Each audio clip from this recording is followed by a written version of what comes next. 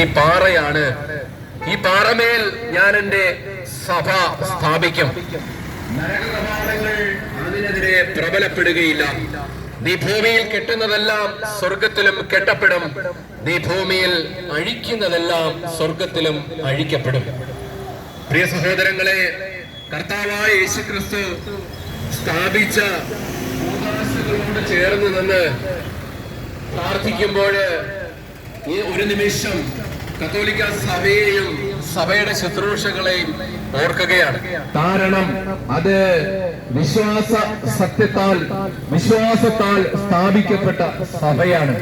പ്രിയ സഹോദരങ്ങളെ, ആ സഭയിൽ ജനിക്കുകയും ആ സഭയിൽ ജീവിക്കുകയും ചെയ്യുന്നതില് ഞാൻ ഏറെ സംതൃപ്തനാണ്.